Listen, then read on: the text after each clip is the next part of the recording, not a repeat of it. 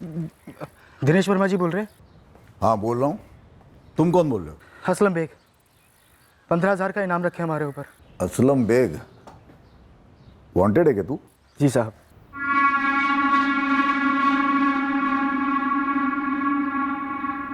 खुद को पकड़वा के इनाम पाना चाहता है?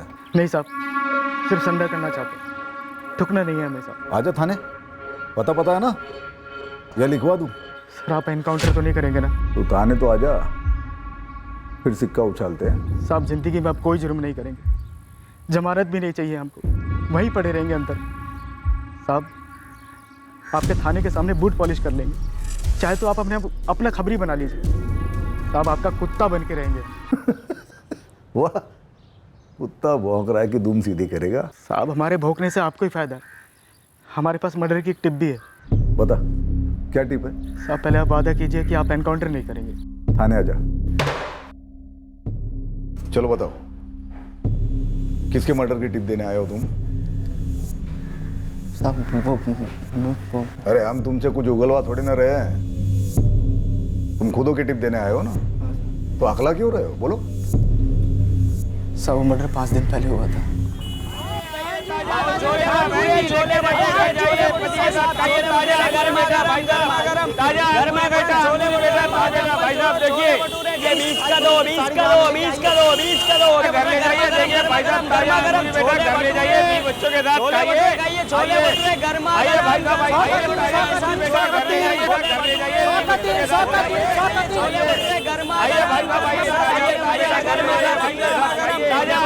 आगरा का ताजमहल, ताजमहल ओरिजिनल मार्बल का ताजमहल। आज शर्मा जी की दुकान पे सब मिलेगा, शर्मा जी की दुकान पे सब बेच रहे। आ जाओ।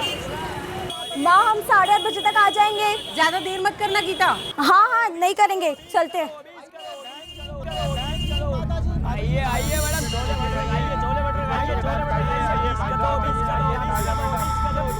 छोले भटूरे 20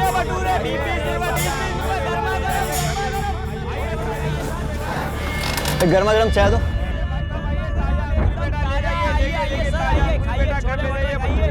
छोले भटूरे लेके जाइए भाई साहब, लेके जाइए ताजा गर्मा गर्म।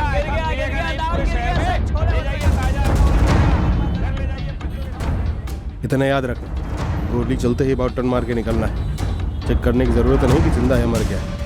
इतना लोहा दागेंगे कि बचेगा नहीं।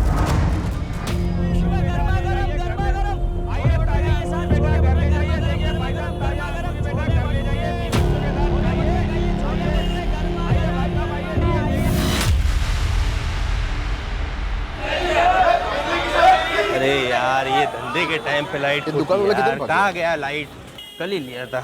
आइए देखो मिल गया। अरे चंदर जी, देख के फ्यूज तो उड़ गया कोई? अरे नहीं नरेंद्र भाई, ये सिर्फ अपनी दुकान का ही नहीं, पूरे बाजार का पावर ऑफ हुआ है। अरे साहब बिजली कब तक आएगी? देखिए बाजार में धंधे का टाइम अभी शुरू ही हुआ है। चाचा आज रात तो बिजली आने से रही, पूरा ट्रांसफार्मर उड़ गया है। 6-8 लोग लगे हुए ठीक करने में।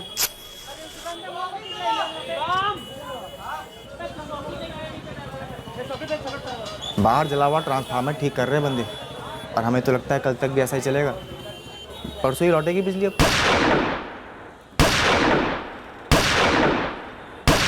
अरे क्या हुआ भाई?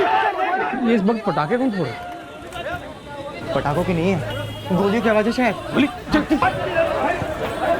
गोली कहाँ चली भाई? अरे कौन चलाया गोली? गोली कहाँ चली? किधर चली गोली? अरे गोली कहाँ चली? किधर चली गोली? अरे गोली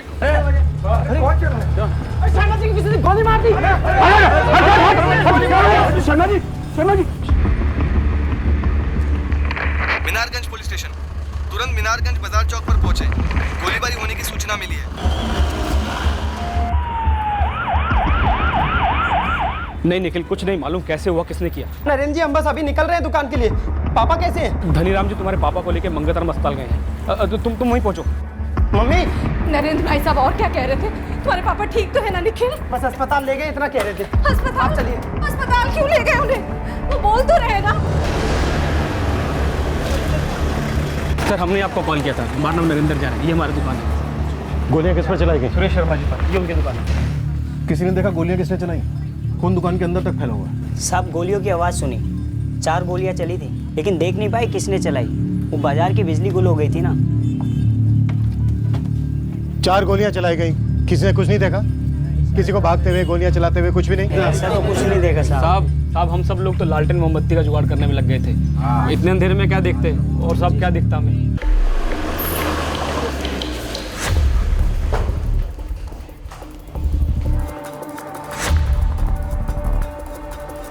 सर, इतने अंधेरे में तो हमसे सबूत मिट सकते हैं। सही कह रहे हो। अजय, क्राइम सीन सील करवा दो और फॉरेंसिक को कल सुबह हैंड ओवर कर दो। त्रिपाठी, शुक्ला, सर, तुरंत बाइक लेकर निकलो। मार्केट के बाहर जहां भी लाइट हो, सीसीटीवी लगे हो, तुरंत फुटेज निकलो। सर, जहाँ तक हमें मालूम है मीनारगंज बाजार में तो किसी भी दुकान पर सीसीटीवी कैमरा नहीं है। अब हाल फिलहाल में किसी ने लगवाया हो तो पता नहीं, और बिना बिजली के वो भी किस काम का साहब? यहाँ बिजली आए दिन जाती है? नहीं साहब, आज अचानक से ऐसे पहली बार गई है। और साहब, धनीराम जी ने फ़ोन किया था बिजली विभाग को, बोल रहे थे कि ट्रांसफार्मर जल के रिपेयरिंग हो रही है। गोली चलने की आवाज़ के बाद किसने कोई बाइक जाने की आवाज़ सुनी? नहीं साहब, हड़बड़ी में हमने किसी चीज़ को ध्यान ही नहीं दिया, बस वो लाइट के उसमें लग गए थे हम लोग। अजय, ये बिजली का अचानक से गुल हो जाना, ये इत्तेफाक था या प्लान? क्योंकि मर्डर तो सॉलिड प्लानिंग से हुआ है। अंधेरे में गोलियां चलाना और हवा हो जाना। सर, मैं बिजली विभाग से बात करता हूँ। डेड ऑन अराइवल केस है। सुरेश शर्मा पर पॉइंट ब्लैंक रेंज से 4 राउंड्स फायर हुए थे। ऑन द स्पॉट डेथ हुई हो। नर्स कुछ तो बोलिए। अरे कुछ जीजाजी कहाँ पर कैसे कौन लेके आया हो? बोलिए। दीदी ठीक हो जाएगी, कर रहे हैं ना, कुछ तो बताइए। जी कैसे जीजाजी, कहाँ हो? डॉक्टर पापा ठीक तो है ना? 1 मिनट, आप लोग कौन? हम कैलाश, उनके साले, उनका बेटा, हमारी दीदी। देखिए, सुरेश शर्मा जी की डेथ हो चुकी है। उनको यहाँ लाने से पहले ही उनकी मौत हो चुकी थी। ये क्या बोल रहे हैं सर? हमको मिलना है जीजाजी से। कहाँ है जीजाजी? पोस्टमार्टम करना होगा, मर्डर का केस है ये। डॉक्टर आप फिर से देखिए, ये नहीं हो सकता डॉक्टर, आप ठीक से देखिए। देखिए वो अब नहीं रहे। दीदी डेफिनेटली ये कोई अंधेरे में चलाए गए तीर नहीं है। शायद ये अंधेरा इस कत्ल में भागीदार था, जिसने कातिल को रोशनी में नहीं आने दिया। गोली चलाने वाले को किसी ने नहीं देखा।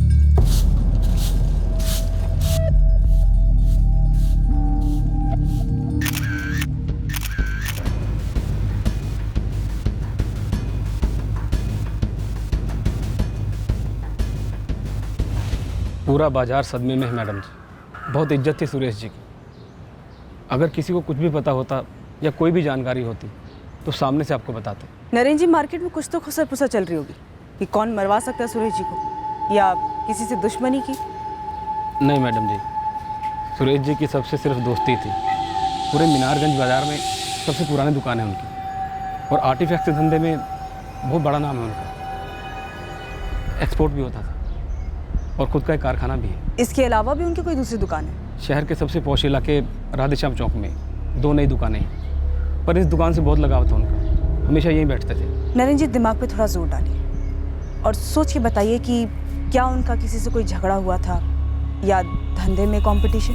धंधे में तो कंपटीशन चलता ही रहता है, पर ऐसे कत्ल जैसा आज तक कुछ नहीं हुआ यहाँ पर। बस एक बात खटक रही है। क्या? यही कि कल रात अचानक बिजली चली गई और उन पर किसी ने गोलियां चला दी।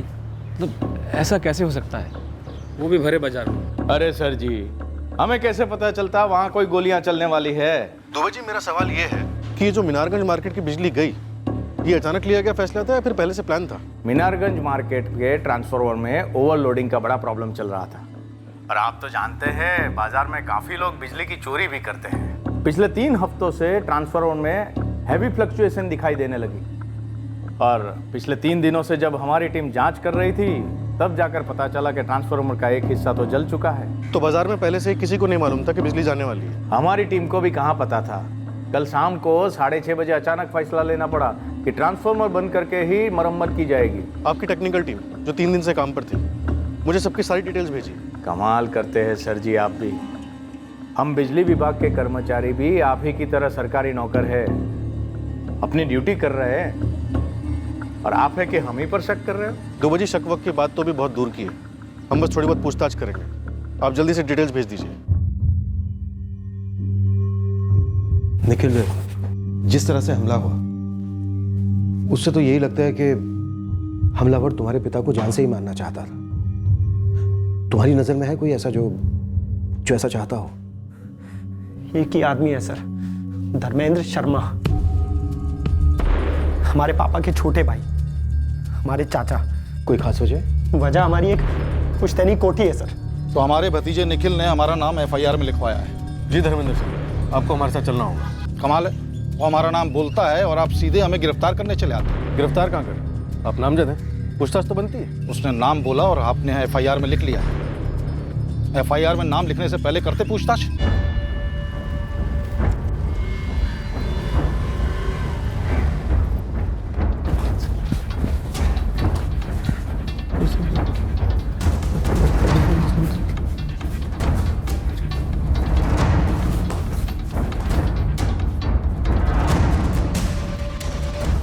देखिए, हमारे मामा जी जैसा कह रहे हैं वैसा कर दीजिए। हम अभी कुछ भी सोचने की हालत में नहीं है। निखिल, तुमने ये क्या घटिया हरकत की है? ये हमें तुमसे और चाचा जी से पूछना चाहिए। अश्विनी, तुम पागल हो गए हो क्या? तुमने FIR में हमारे पापा का नाम लिखवा दिया। तुम्हें लगता है कि ताऊजी को मारने में हमारे पापा का हाथ है? क्या कह रहे हो तुम? अरे हम भी तो शौक मना रहे हैं ना ताऊजी के मरने का। ये नाटक ना कहीं और करना अश्विनी। तुम और चाचा जी हो जिन्हें पापा से प्रॉब्लम थी, और तुम लोगों ने मिलकर उस पुरानी हवेली के चक्कर में हमारे पापा को मरवा दिया। हमें तो लग रहा है कि तुम ही ने ये सब कराया है, ताऊजी का बिजनेस हड़पने के लिए। बकवास बंद करो अश्विनी, हम अपने पापा को मरवाएंगे। हाँ, क्यों नहीं? अगर तुम्हें लगता है कि हमारे पापा ये सब करते हैं। निखिल, वो नरेंद्र जी का फोन है, सोनू का नंबर मांग रहे हैं। सोनू? सोनू जिया जी की दुकान में काम करता है ना, सोनू राठी। एक मिनट। 444-091-872। मैम, हड़बड़ी में शायद किसी को ध्यान ही नहीं आया। कांड होने से लेकर अब तक ये सोनू तो कहीं दिखाई नहीं दिया। ये सोनू फिक्स मुलाजिम है सुरेश शर्मा जी का? जी एकदम फिक्स। मैम, हमारी डिटेल स्कैनिंग हो चुकी है। 4 बुलेट्स के सेल्स भी बरामद हुए हैं। 33 कैलिबर की गोलियां इस्तेमाल हुई है जो पिस्टल में इस्तेमाल होती है, जो ज़्यादातर प्रोफेशनल सुपारी किलर्स इस्तेमाल करते हैं। डिटेल रिपोर्ट बहुत जल्दी भेज देंगे। इंस्पेक्टर, हमारा भतीजा निखिल बच्चा है, ऊपर से शौक में है, बोल गया होगा ना आप साहब, लेकिन आप लोग तो मजे हुए हैं, तजुर्बेकार हैं। धर्मेंद्र जी, हमारा तजुर्बा कहता है कि प्रॉपर्टी को लेकर भाई भाई का कत्ल करवा सकता है। तो आपको लगता है कि हमने अपने भाई को मरवाया, किसी को भेजकर, किसी से गोली मरवा कर? कौन मारेगा गोली? कोई गुंडा, कोई सुपारी लेने वाला ना। ज़रा सोचिए, माहौल देखिए सर। आपकी पुलिस फोर्स सुपारी लेने वालों को ढूंढ ढूंढ के पकड़ रही है। रोज़ अखबार में पढ़ते हैं हम, इतने सारे एनकाउंटर हो रहे हैं। तो आपको बेवकूफ़ लगते हैं कि ऐसे में किसी को सुपारी उपारी देंगे, वो भी अपने भाई को मरवाने के लिए? अब देखिए धर्मेंद्र जी, ये सुपारी शब्द आपकी तरफ से आ रहा है और ये बेकार की पूछताछ आपकी तरफ से हो रही है। अब हो ही रही है तो फिर जवाब भी देते जाइए धर्मेंद्र जी। हथियार आपने दिए थे, ये हथियारें खुद लेकर आए थे? क्या आपको पता था कि मिराजगंज मार्केट की बिजली गुल होने वाली है? आपको कोई टिप मिली थी? ये हथियारे गए कत्ल करने और बिजली गुल होना उनके लिए बोनस था। आप भी गए थे हथियारों के साथ? हम 10 बजे तक अपने मसाले की दुकान पे थे सदर बाजार में, और वहां कोई बिजली नहीं गई थी। करीब 9:30 बजे हमारे पास हमारी बेटी अश्विनी का फोन आया कि ऐसा ऐसा हो गया है। क्यों? उससे पहले शूटर का कॉल नहीं आया कि काम हो गया है? देखिए, हम किसी शूटर वूटर को नहीं जानते, और एक पुश्तैनी कोठी के लिए हम अपने भाई का कत्ल नहीं करवाएंगे, कभी नहीं। तो फिर किस लिए करवाया धर्मेंद्र जी? वो कारण बता दीजिए। इंस्पेक्टर, वो कोठी ही थी जो सुरेश भैया और हमारे बीच में दीवार थी, और उसका फैसला किसी के मरने मारने से नहीं हो सकता था। मामला कोर्ट में है और कोठी पे ताला पड़ा हुआ है।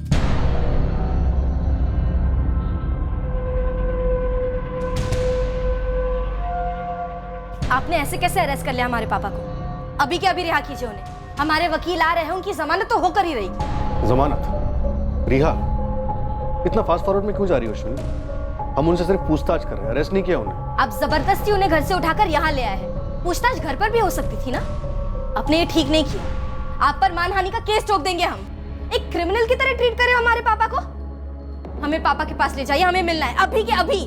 2 साल पहले हमारे बाबूजी का देहांत हो गया, और अपने आखिरी वक्त में वो थोड़ा सठिया से गए थे, तो मरते वक्त गलती से उनके मुंह से निकल गया कि वो कोठी सुरेश भैया को जाएगी।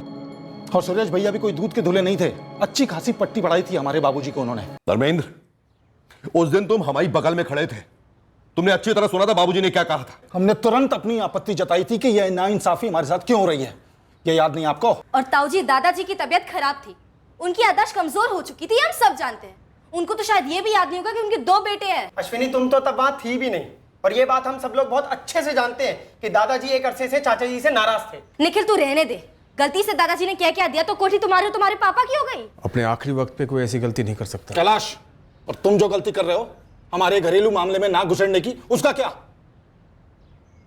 तुम सिर्फ सुरेश भैया के साले हो, हमारे परिवार का हिस्सा नहीं। कई सालों से बाबूजी तुमसे नाराज थे, कई मसलों को लेकर, और तुमने कोई कम कोशिश नहीं की उनका मन बदलने की। और आपने भी कोई कम कोशिश नहीं की उनके मन में जहर घोलने की हमारे खिलाफ। बकवास मत करो धर्मेंद्र, जो बाबूजी ने कहा बस वही होगा। बाबूजी की भाई मर्जी थी बरसों से। अगर बरसों से यही मर्जी थी तो अब तक वसीयत बन चुकी होती। और अदालत में जबानी बोली गई बातों के कोई मायने नहीं होते। अदालत? धर्मेंद्र, अदालत? तुम केस करोगे हमारे खिलाफ? सुरेश भैया, आप हमारे साथ नाइंसाफी करेंगे तो इंसाफ लेने कहां जाएंगे हम, बताइए? ताऊजी, हम कोठी आधी आधी बांट लेते हैं, सबका भला इसी में है, वरना हमें अदालत जाना पड़ेगा। सुरेश भैया के पास कोई सबूत नहीं था कि कोठी बाबूजी ने सिर्फ उनके नाम पे की थी, कोई वसीयत नहीं थी। 2 साल से कोर्ट में केस चल रहा है।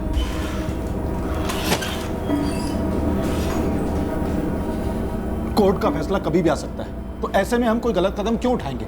और उससे हो क्या जाएगा? पूरी की पूरी कोठी हमारे नाम पे हो जाएगी। ऐसा निखिल और ताऊजी चाहते थे, हम लोग नहीं। और अब ताऊजी नहीं रहे तो क्या इसका मतलब पूरी कोठी हमारी हो गई? नहीं, वो पुश्तैनी है, उस पर निखिल का भी आधा हिस्सा बनता है। सर, हो सकता है कि ये सब निखिल नहीं कराया हो और अपने ऊपर से शक हटाने के लिए मेरे पापा पर सब कुछ थोप रहा है। सर, ताऊजी बहुत स्ट्रिक्ट फादर थे, बहुत दबदब कर बड़ा हुआ ये निखिल, इतने सालों से गुस्सा पाल के रखा होगा। बेटा बाप का कत्ल करवा सकता है, लेकिन भाई भाई का कत्ल नहीं करवा सकता। सर, आप एक बार निखिल को पूछ कर तो देखिए, क्यों उसका चेहरा सफेद पड़ गया था सोनू का नाम आते ही। सोनू कौन? हाँ, हमें पता चला सुरेश जी के मर्डर के बारे में, हम बस जाने वाले थे उनके यहाँ पे। अब तक ना तू अपने मालिक के घर गया ना ही दुकान पहुंचा, तो अब तो तू रहने ही दे, सीधा मीनारगंज थाने पहुंच। मैडम, हमारा इसमें कोई हाथ नहीं है, वो तो कल बिजली गुल हो गई थी तो हमने साहब से छुट्टी मांगी और उन्होंने दे दी। अब तेरी छुट्टी कैंसिल सोनू, सीधा थाने। निखिल को लगता है वहां पर इल्जाम लगा सकते हैं, हम उसको छोड़ेंगे नहीं, मुंह तोड़ जवाब देंगे।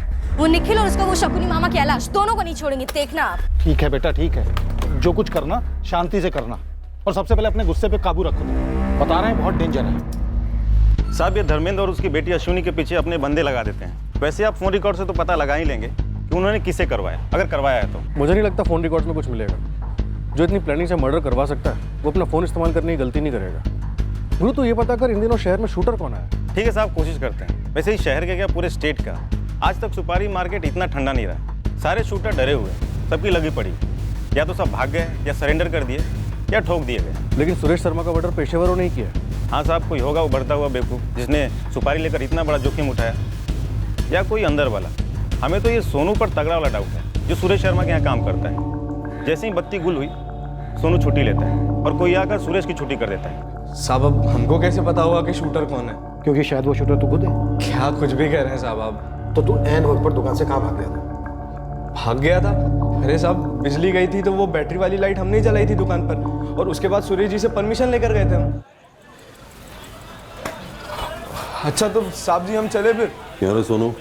अरे साहब, अब अंधेरे में कौन सा कोई ग्राहक आएगा, और आएगा भी तो क्या देखेगा, क्या खरीदेगा, और लाइट तो आने से रही वैसे भी। बिजली विभाग वाले तेरे ससुराल वाले जो तू आंखें मूंद के कह रहा है कि बिजली आने से रही? आंखें मुंदी नहीं है साहब जी, खुली हैं, इसलिए कह रहा हूँ। पिछले 3 दिनों से ना ट्रांसफार्मर की चेकिंग चल रही है, और पकड़ में आया है कि एक ट्रांसफार्मर का हिस्सा जल गया है और ऑफ कर दिया है, यानी कि काम शुरू होने वाला है। अच्छा ठीक है, तू जा, सर मत खा, और कल टाइम पे आ जाना। हाँ, टाइम पे आ जाएंगे। थैंक यू साहब। इस बातचीत का कोई गवाह है?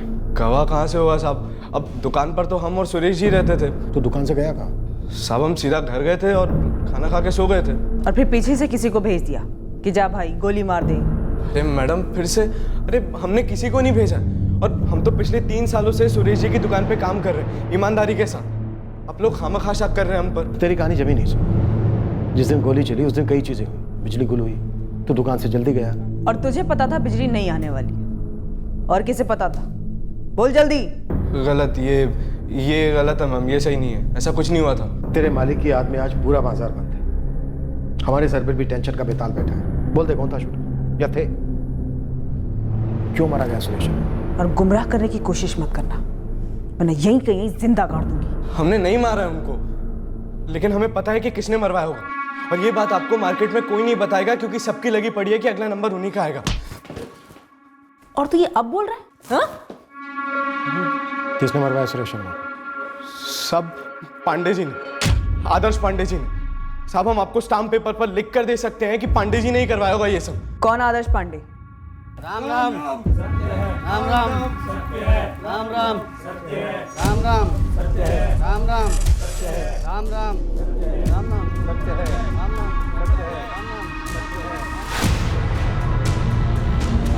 पांडे जी की भी मीनारगंज मार्केट में सुरेश जी जैसी दुकान है। पांडे जी को टक्कर तो थी सुरेश जी से धंधे में, और तो और सर व्यापारी मंडल के इलेक्शन में भी खड़े हुए थे पांडे जी सुरेश जी के खिलाफ, और बहुत बुरी तरीके से हारे थे। खुन्नस खा के बैठे थे पांडे जी सुरेश जी से। सोनू अब तो पुड़िया बना के फेंक रहा है, बुरी तरह पिटेगा। नहीं साहब, भगवान कसम हम झूठ नहीं कह रहे हैं साहब।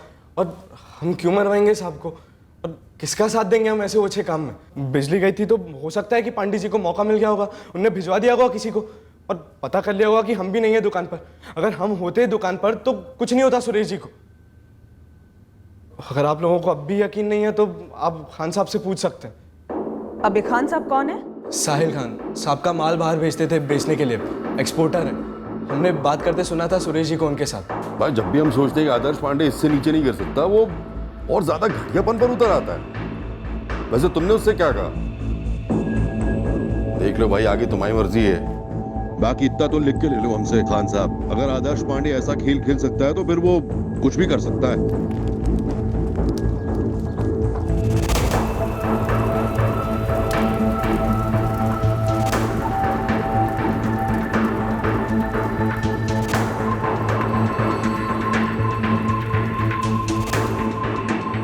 आदर्श पांडे को उठाओ, लेकिन इस सोनू पर भी 24 घंटे नजर रखो, ये कहीं भाग ना पाए।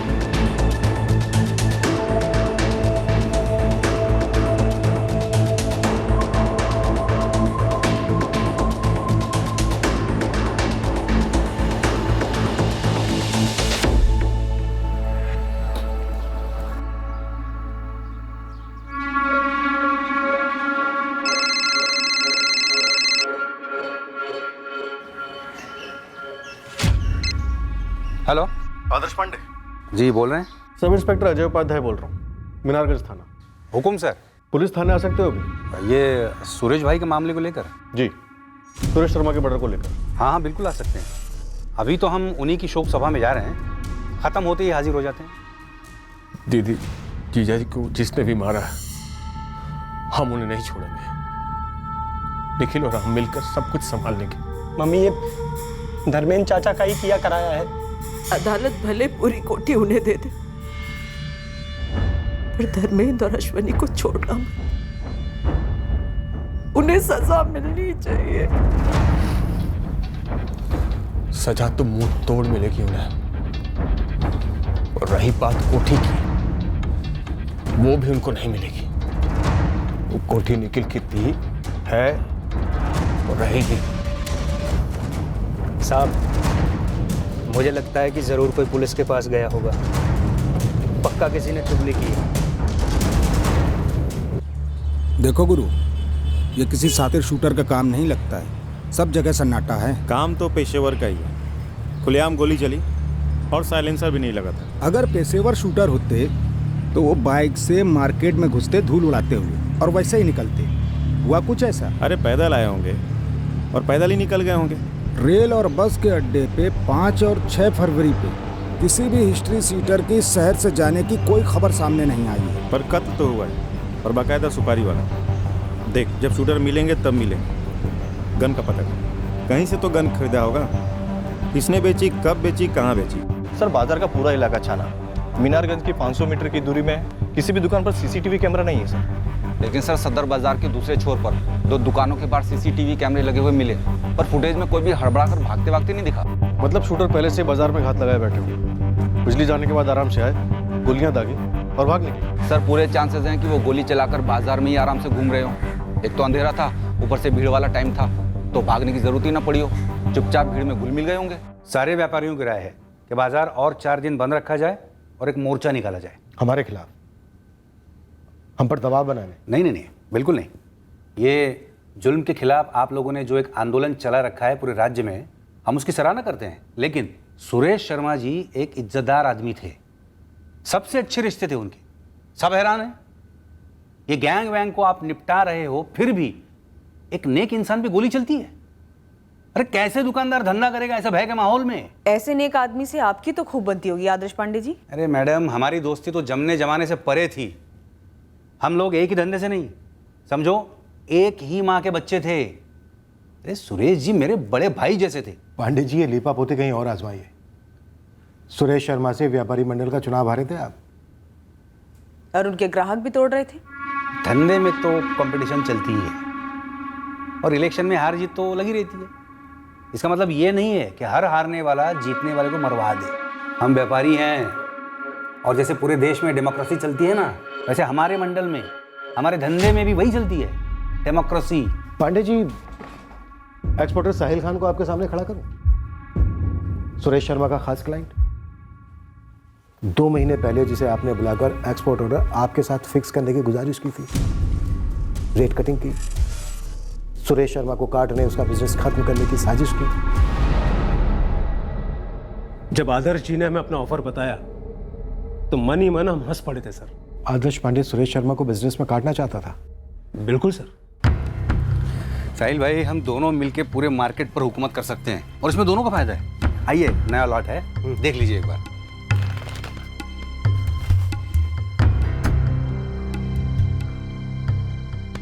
दस टका कम। हाँ, सुरेश भाई से 10% कम। बस अपने सारे ऑर्डर हमें दे दीजिए और 10% और मुनाफा कमाइए। और ये 10% डिस्काउंट कब तक रहेगा? जब तक के सूरज चांद रहेगा। जाहिर है हमने उनसे हाथ नहीं मिलाया, क्योंकि सुरेश जी के साथ में हमारे अब्बा ने सिर्फ हाथ नहीं मिलाया था, बल्कि गले भी मिले थे। और आपने सुरेश शर्मा को आदर्श पांडे के इस ऑफर के बारे में बताया? हमने फौरन उन्हें बता दिया। हम नहीं चाहते थे कि सुरेश जी को इस बात का पता बाहर से चले, और ऐसे भी धंधे की नजर से देखे तो हमें सुरेश जी की गरज ज्यादा थी, क्योंकि वो इस धंधे में मजबूत खिलाड़ी थे। धंधे में हरा नहीं पाया तो जान से मरवा डाला उन्हें। अच्छा ठीक है, ठीक है, हम मानते हैं नहीं बनती थी, हमारी दुश्मनी थी, लेकिन इतना समझ लीजिए आप, ये सुरेश शर्मा भी कोई दूध का धुला नहीं था। हमारे जैसे कई लोगों के साथ रंजिशें रही होंगी उसकी। टेढ़ी उंगली से घी बखूबी निकाल लेता था, चालाक। अरे वाह आदर्श पांडे जी, थोड़ी ही देर में राम से रावण हो गए सुरेश शर्मा जी। अभी थोड़ी देर पहले तो पता नहीं क्या क्या कह रहे थे, बड़े भाई जैसे थे, हमारी दोस्ती जमने जमाने से परे थी। देखिए, अब कोई चल बसे तो 2 अच्छे शब्द बोलने पड़ते हैं, रिवाज है। लेकिन सच्चाई यही है कि इस मार्केट में ना अच्छाई का कोई स्कोप है ना सच्चाई का। बंदूक की नोक मार्केट तय करती है, और आप लोग तो जान के भी अनजान बन जाते हैं। अरे गुंडों के हाथों से हम भी लूटे हैं। ये गैंगस्टर लोग अपनी वसूली करते ही हैं। सीधे सीधे बोलिए पांडे जी, ऐसे किस गैंगस्टर को पाल रखा था आपने जब उससे वसूली करने निकले और उसके हाथों सुरेश शर्मा को मरवाया? अब रहने भी दो साहब। एक तो सुरेश शर्मा से हमारी बनती नहीं थी तो हम धंधे में काटते, गला नहीं काटते। दूसरी बात, बाजार में कोई आता है सरेआम गोली चला के चला जाता है, कोई कुछ नहीं बोल रहा है डर के मारे, क्योंकि अगर कुछ बोला तो अगला नंबर उसका होगा। आपको तो डर नहीं होगा? देखिए, जहाँ तक हमारी बात है, हमारी दुकान सुरेश शर्मा की दुकान से काफ़ी दूर है, इसलिए हमने तो सच में कुछ देखा ही नहीं। वैसे जैसे किसी ने आपको हमारी और सुरेश शर्मा की दुश्मनी के बारे में बताया, किसी ने आपको ये नहीं बताया कि उनका एक दूसरा कारोबार भी है, ये आर्टिफैक्ट्स के अलावा। दूसरा क्या कारोबार? जमीन का। और अब आप लोगों को हम क्या बताएं, ये जमीन के धंधे में जितनी कमाई है उतनी दुश्मनी भी है। कौन था दुश्मन? सुरेश शर्मा का छोटा भाई धर्मेंद्र? भाई भाई के बीच में क्या खिचड़ी पकती थी ये तो वो जाने या आप लोग, पर इतना सब जानते हैं, ये जमीन का सारा कारोबार सुरेश का साला कैलाश संभालता था सामने से, और पीछे से सुरेश जी कस के लगाम पकड़े रखते। अरे बताया नहीं का क्या मतलब है सर? पूरी दुनिया जानती है कि सुरेश जीजा जी जमीन के सौदे करते थे और हम उनके मैनेजर थे। हैं, इसमें छुपाने जैसी क्या बात है? ऐसा है कैलाश, जो हमें बताया नहीं जाता ना, उसे हम छुपाया हुआ समझते हैं। सुरेश जी के छोटे भाई के साथ अनमन को तो बड़ी आसानी से पेश किया गया। हमने इतनी बार पूछताछ की, लेकिन ज़मीन के लेन देन को लेकर कोई मसला हो, इस बारे में पूछने की कोई गुंजाइश ही नहीं थी, क्योंकि इस बारे में तुमने हमें कुछ बताया ही नहीं। अरे कोई मसला था ही नहीं या है ही नहीं तो बताएं क्या?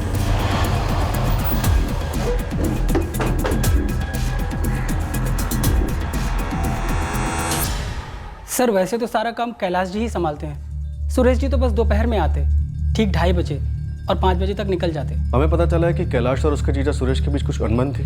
सर देखिए, हमको यहाँ पे सिर्फ 4 महीना ही हुआ है सर, हमको इस अनबन के बारे में भला क्या पता होगा सर। मतलब अनबन थी, पर क्या थी, क्यों थी, ये तुम्हें नहीं पता? सर हमको कुछ नहीं पता है सर। आप उस मंगल से बात कीजिए ना, वो मंगल अग्रवाल। कौन है मंगल अग्रवाल? हम उसी की जगह पर आए हैं। 4 साल से मंगल ही कैलाश जी और सुरेश जी के साथ यहाँ काम कर रहा था। कहाँ मिलेगा ये मंगल? उसका नंबर है? निखिल, तुमने बताया नहीं कि तुम्हारे पापा और तुम्हारे मामा के बीच में मनमुटाव था? मैडम, जब कुछ पता ही नहीं था तो क्या बताता, और मामा जी तो घर के हैं, हर मुश्किल में साथ खड़े रहे हैं। वो मर्डर करवा सकते तुम्हारे पापा का?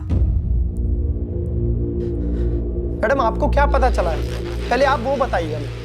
किसी को भी बख्शिएगा मत, चाहे वो कोई भी हो, चाहे हम लोगों का कोई भी या किसी और का कोई भी। बस हमारे पापा के हत्यारे को ढूंढ निकालिए।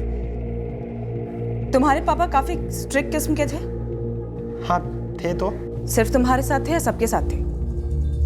सुना है तुम्हारे मामा को खुद से कोई फैसला नहीं लेने देते थे जमीन के बिजनेस में। देखो, हम तुम्हारे मामा से पूछताछ कर रहे हैं। जिस किसी ने भी ये साजिश की है, हम उस तक जरूर पहुंचेंगे।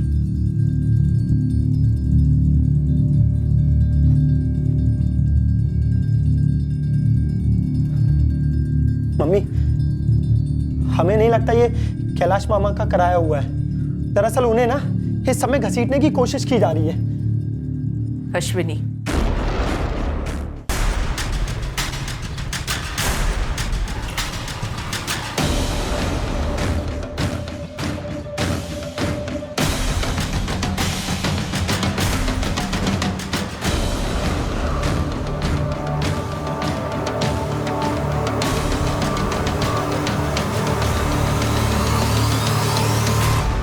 टट्टू, कठपुतली, जैसा सुरेश जी बोलते थे वैसा ही तुम्हें करना पड़ता था।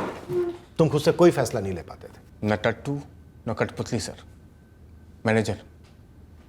हम सुरेश जीजा जी के मैनेजर थे।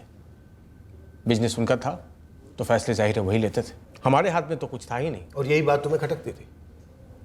तुम सब कुछ अपने हाथ में लेना चाहते थे, ऊपर उठना चाहते थे, खुद का बिजनेस चाहते थे, पार्टनरशिप शायद। सर, आप जाहिर सी बातों का बेवजह चीरहरण कर रहे हैं। और सुरेश जी तुम्हारे आत्मसम्मान का चीरहरण करते थे।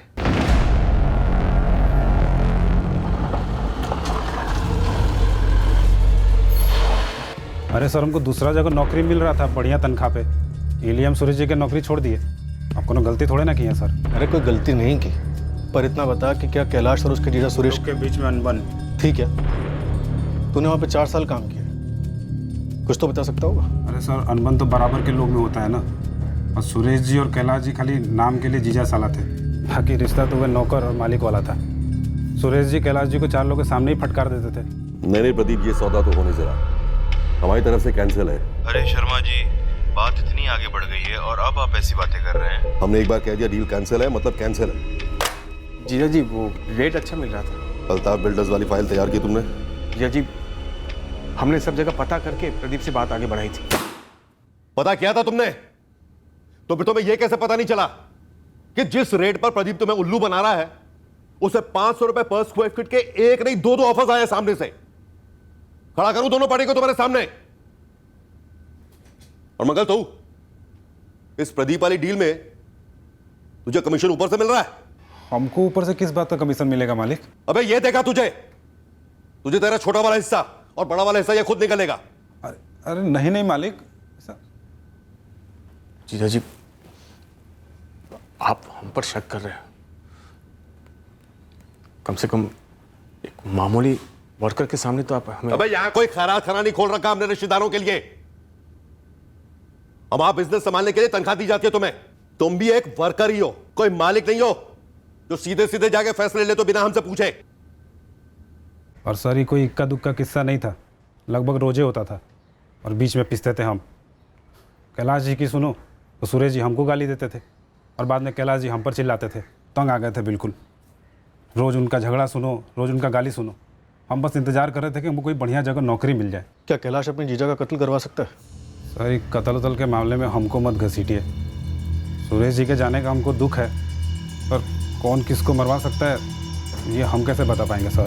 हमें सुरेश जीजा जी की बातों का गुस्सा जरूर आता था, लेकिन हर बारी हम कुछ नया सीखते भी थे, इसलिए इज्जत करते थे उनकी। और वो निखिल को क्या कम डांटते थे, उसके फिजूल खर्चों में ऐसी क्लास लेते थे कि पूछ मत।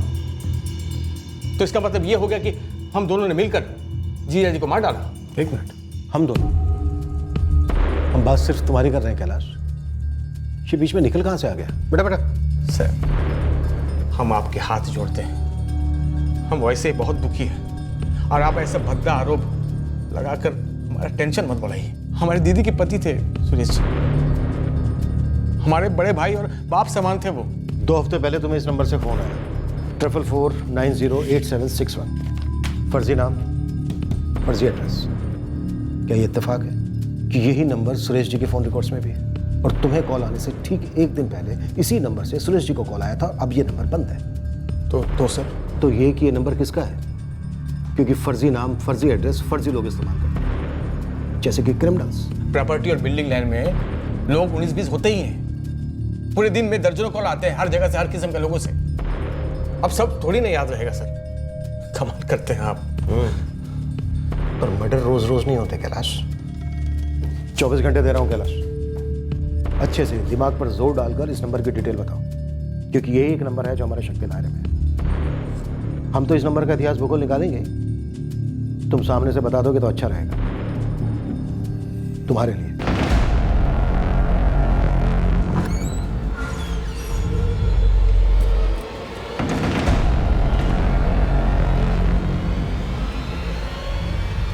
मीनारगंज मार्केट में सबकी लगी पड़ी है, सब हिले हुए हैं। कोई झूठ बोल रहा है?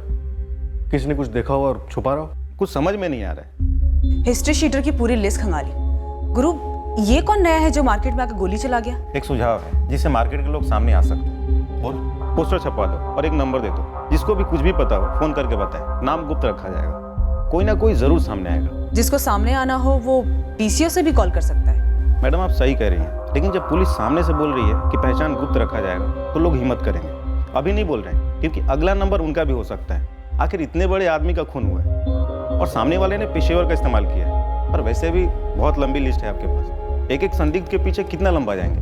ये तो पक्का है कि कोई जानता है, पर बोल नहीं रहा है। सर, हम सुरेश शर्मा की हर दुश्मनी अरमान का एंगल तो खंगाल ही रहे, लेकिन शूटर के बारे में कोई भी जानकारी सामने से नहीं आ रही। और एक बार शूटर हाथ लग जाए तो मास्टरमाइंड पे उंगली अपने आप दब जाएगी। हाँ, ये भी चांस है कि पोस्टर देके गलत फायदा भी उठा सकता है, अपनी भड़ास भी निकाल सकता है। और सर, ये भी तो चांस है कि उस अंधेरी रात में चली गोलियों के राज पर रोशनी गिरे।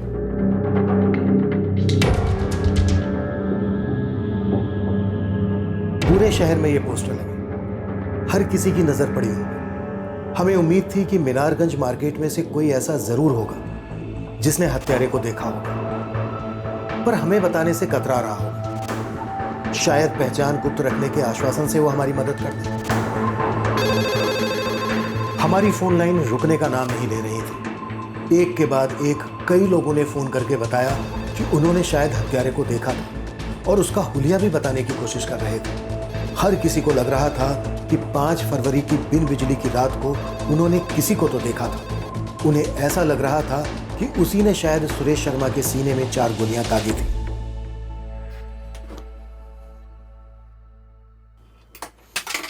पर उन सारे फोन कॉल्स में से एक ऐसा कॉल आने वाला था जो हमें एक तगड़ी जबरदस्त लीड देने वाला था, उस शख्स के बारे में जो कत्ल की रात मीनारगंज मार्केट में मौजूद था। तब से मौजूद था जब बिजली थी और तब तक था जब बिजली कट गई।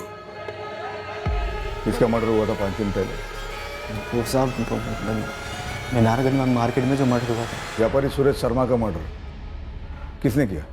साहब ये तो नहीं मालूम, हमको बस इतना मालूम है कि ब्रिजेश पाल ने उस सेठ को कॉल किया था।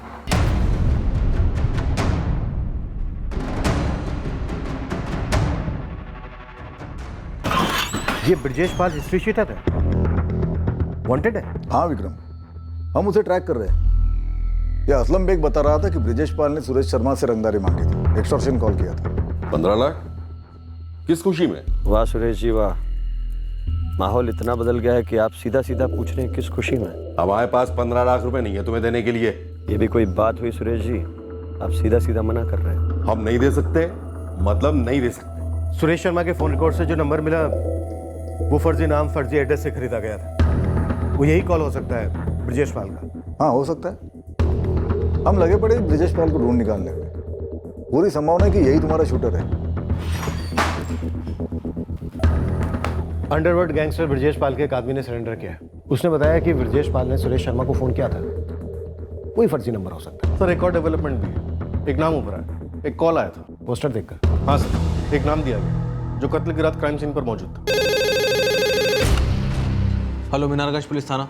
मुझे पता है सुरेश शर्मा को किसने ठोका है। बोलिए, मैं सुन रहा हूँ। मोहित मोरे ने उसकी सुपारी ली थी, धर लो उसे।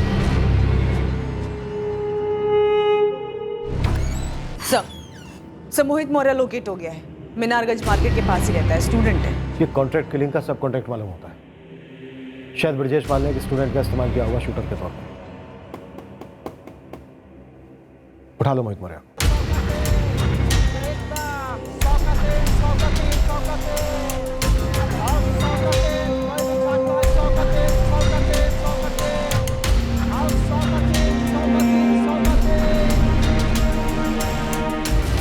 हमें एक बात समझ में नहीं आ रही है कि ये पुलिस सोनू को काहे अंदर नहीं कर रही, जबकि हमें तो सबसे बड़ा झोलू यही लगता है। अबे पुलिस अपने आप देख लेगी उसको, और वैसे भी वो अब तक पुलिस के शक के दायरे में ही है, ऐसा हमने सुना है। और सुन, ये भी हो सकता है कि तू भी पुलिस के शक के दायरे पे।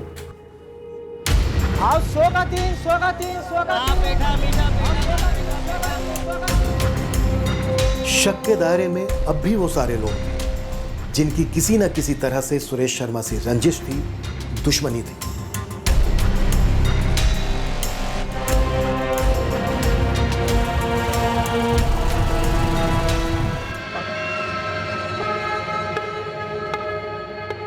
उनमें से कुछ जेल के अंदर थे और रिमोट कंट्रोल से जुर्म के पहिए कंट्रोल कर रहे थे, और कुछ बाहर बैठे जुर्म के दस्तावेजों में अपने नाम का इजाफा कर रहे थे।